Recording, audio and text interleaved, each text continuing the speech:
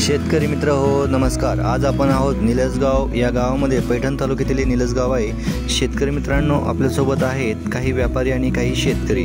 तर शेतकरी मित्रांनो आपण जाणून घेऊयात की काय आहे सध्याची कापसाची स्थिती आणि काय आहे बाजारभाव आणि एकंदरीत शेतकऱ्याला काय अडचणीला सामोरे जावं लागत आहेत। तर आपण प्रत्यक्षच आपल्यासोबत शेतकरी आहेत त्यांच्याकडून आपण जाणून घेऊयात। भेटत नाही आणि 80-90 रुपये मागते। 80-90 रुपये काय धडा समजा। आणि इकडे कापसाला भाव काय आहे? कापसाला भाव 6,000। आणि मग इकडे त्या लोकांना मजुरी द्यायची, इकडे कापसाचं हे करायचं म्हणजे शेतकऱ्याला काहीच नाही पुरतच नाहीये, सगळं भाव चालू आहे। बरं एकंदरीत खर्च किती झाला तुमच्या कापसाला?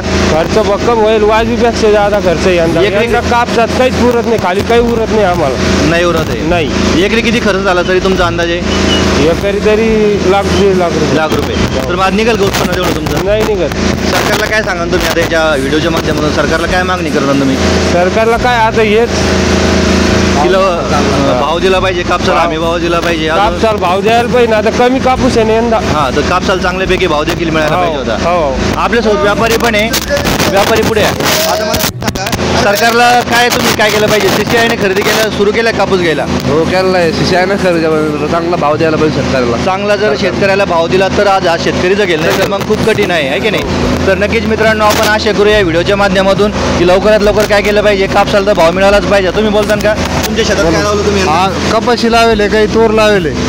हो, वाऱ्या वावदाने सगळं नुकसान झालेलं आहे, पाण्यापासून सगळं। कापसाची काय स्थिती आता? कापसाची सध्याला 0 मेंटेनन्स आहे, म्हणजे उत्पन्न पूर्ण घडलं नाही? हो पूर्ण घडलं। आता सध्या वेळ याचाच राहिलेला आहे वावरात। सरकारने जे आपल्याला अतिवृष्टीचं अनुदान जाहीर केलं होतं जमा झालं? नाही अजून नाही काहीच नाही। सरकारचं लक्षच नाही सध्या। हो नाही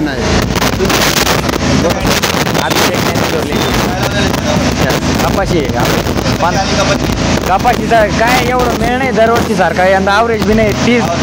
4-5 क्विंटलचा आवरेज भेटेल एकरी, जास्त आवरेज बी नाही भेटणार। आपण बघतोय की आपण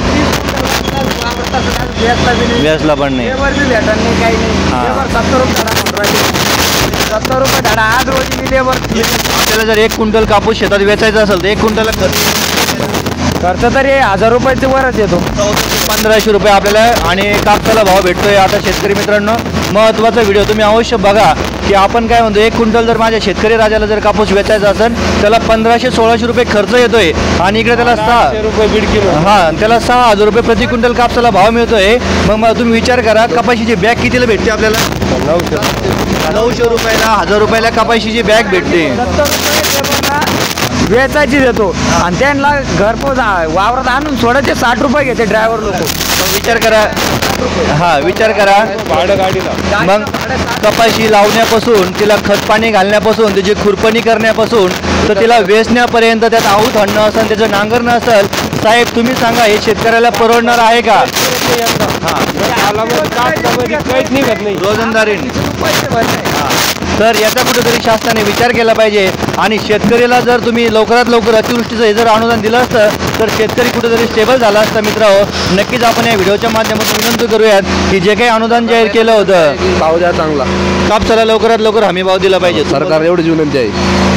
सरकारला काही पुरत नाही याच्यामध्ये। आता 1 क्विंटल 6,000 रुपये खर्च आहे आणि 7,000 रुपये हातात येत आहे, तर मजुरी पण निघत नाही शेतकऱ्याची त्याच्यामध्ये।